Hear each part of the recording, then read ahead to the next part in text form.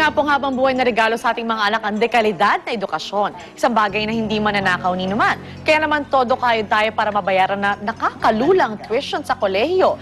Pero paano na lang kung ang eskwelahan palang pinasok ng inyong mga anak, wala nang maipapasa sa licensure exams. Lalo na yung mga nursing at law schools. Makagraduate man sila, hindi pa rin sila makakapagtrabaho o ng maayos dahil wala naman silang lisensya.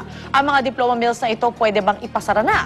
Yan ang ating tatalakayin kasama ang ating kapuso sa batas, si Attorney Gabby Concepcion. Good morning, Attorney. Good morning din sa iyo, Lynn. Nahirapan ako lumabas dun sa kahon, ha? Sabi ko nga nasta ka under di ba? Pero seriously, may kapangyarihan ba ang CHED na ipasara ang nursing at law schools na walang naipapasa sa board at bar? Oo naman. Dapat lang. Dapat lang.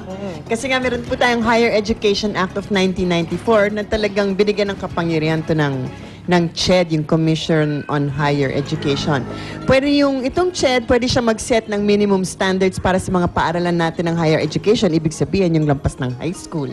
Pangalawa, trabaho din nila ang mag-monitor at mag-evaluate ng performance ng mga paaralang to. At dahil nga may kapangyarihan sa nito, alinsunod dito, pwede sila magbigay ng mga sanction o parusa mula suspension, withdrawal of accreditation, hanggang nga sa pag-terminate ng mga program o mga kurso o sa pag-actual na pagsara or closure ng buong paaralan. Oh, good. So kung may kapangyarihan ang pinag-uusapan, meron naman talaga actually.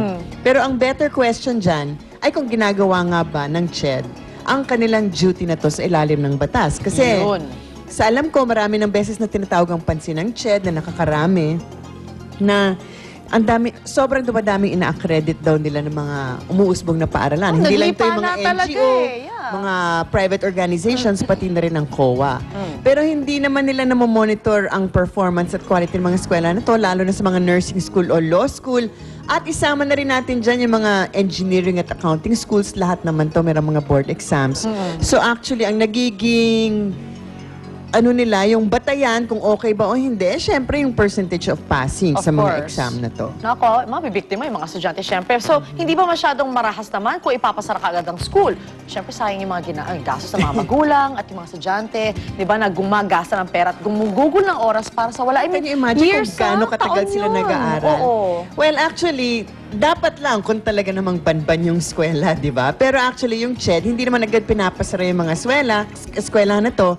Kumbaga may prior warning. So, halimbawa, sa resolution na pinasa ng CHED last year, yung mga higher education institutions na marami na silang exam na for the last 3 consecutive years, mas mababa ang kanilang national, kesa sa national passing average rate, bibigyan sila ng warning.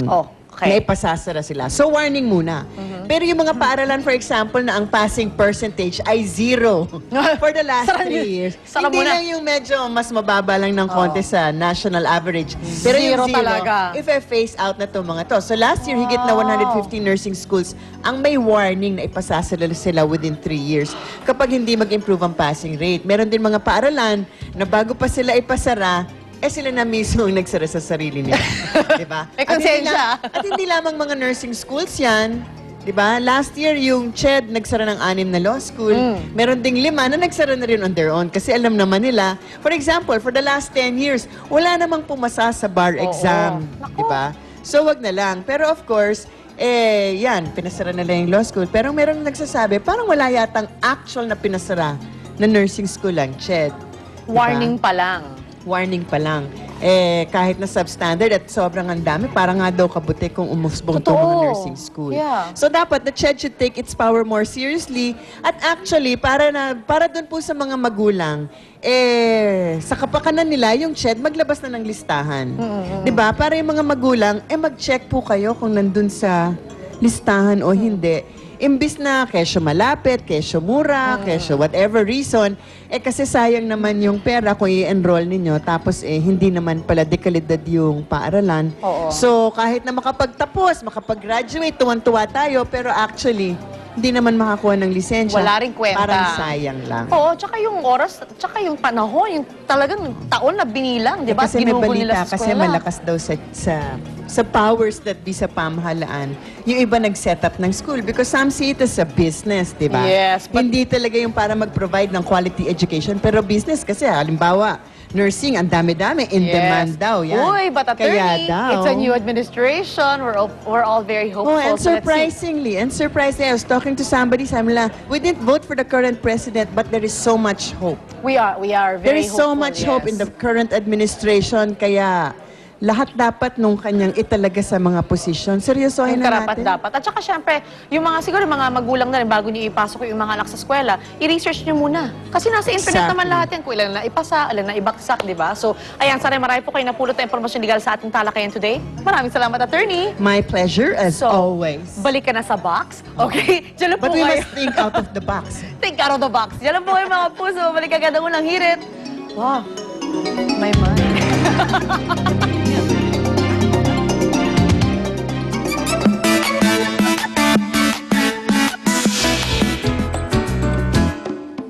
Mga mommies, planning for everyday meal is a challenge. Kaya naman Magnolia provides you with easy, delicious, and healthy recipes that your family can enjoy anytime, any day.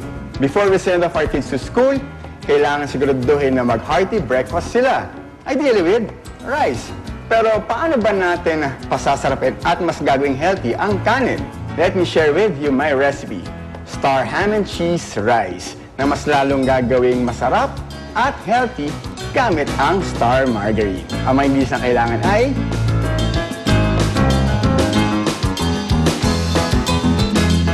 first, we're going to melt our Star Margarine. And then quickly, we're going to saute our leeks and then some garlic. And then we're going to add ham. Then now, the fun part, yung kanin. You can season with some salt and some pepper. Pag evenly distributed ng ating ingredients with the rice, we're going to put Magnolia Cheesy. Ready to serve? Ready na tikman. Mapapa-rice all you can ng ating mga kids sa Star Ham and Cheese Rice. Kahit sa may partner, anytime, any day, siguradong magugustuhan na ang sarap at lasa dahil gawang Star Margarine na may 10 height-building nutrients. Iba na matangkad, iba na ang batang star. Abangan ang iba pa namin exciting recipes that are easy, delicious, and healthy. Araw-araw, sarap Magnolia. Ang bahaging ito ay inihatid sa inyo ng Magnolia.